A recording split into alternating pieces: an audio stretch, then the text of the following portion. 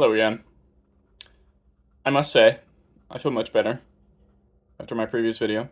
Um, did a little bit of soul searching since I uploaded that, and well, I realized that I really did just need to put a video out there because now, like, my head is much clearer. I've given myself plenty of time to figure out what was so frustrating about the experience, and I just came to the conclusion that I'm not the kind of guy who likes to read a script. I'm just not. I love to write and I love to talk to people. It's probably my favorite thing since sliced bread. Like I really love like sitting down at a bar with someone and like they're my partner to talk to for the evening.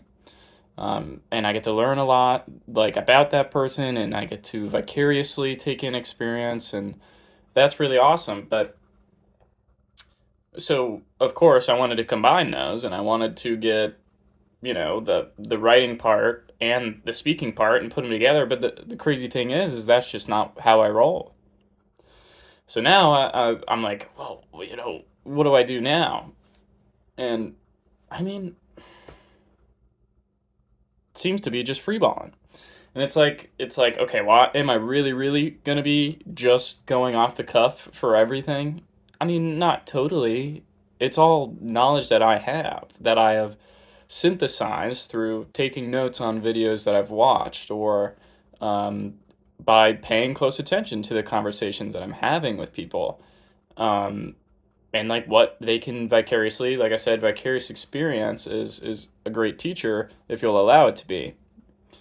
Anyone or anything can be a teacher as long as you're open to receiving the lesson. So, will I really be off the cuff for everything? Of course not. It is the knowledge that I've acquired through my experience and through vicarious experience and sentiments that I've really like attached to and thought through.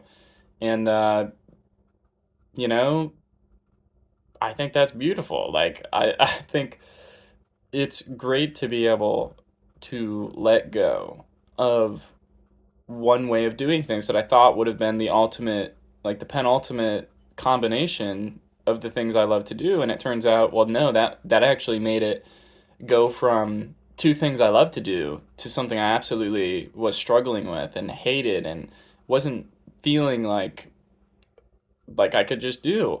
I mean, so I wrote this 4,500 word script and this 1,250 word script, and both of them were great.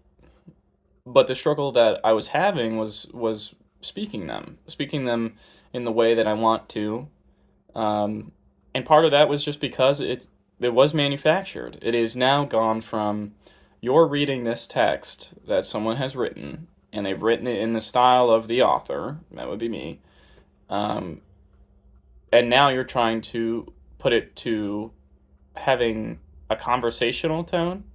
And I realized that I was actually detracting from both my own ability to orate, to discuss, uh, as well as detracting from my ability to write freely. And that's why these scripts took so long to write.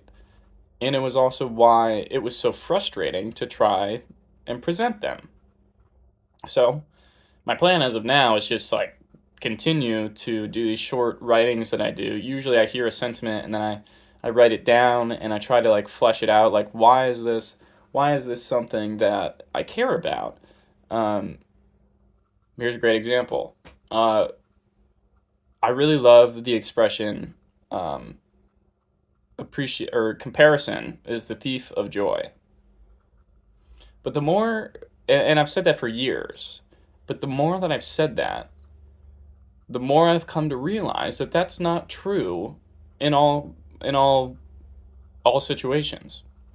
My brother, who's a director, he really loves to analyze movies, and he also agrees that comparison is the thief of joy. But he has very strong opinions about the pieces that he likes and the pieces that he doesn't like, and he says this one is better than this one in this way.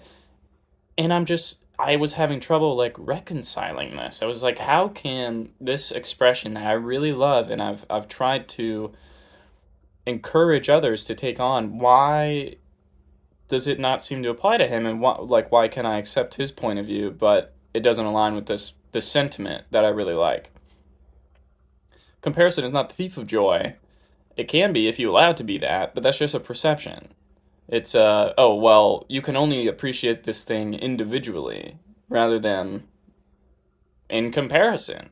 Like you could have, oh well, between these, which is your favorite, right? You're allowed to say you have a favorite, but if you follow this one perception to its total conclusion that you can't compare anything, well then that's a limiting belief. It's a faulty belief. It's not true. Um, so that kind of fleshing out, right? It can be kind of hard to write about and then memorize and orate and still be able to give my personal opinion with some variation within how I'm delivering it. That was a big part too.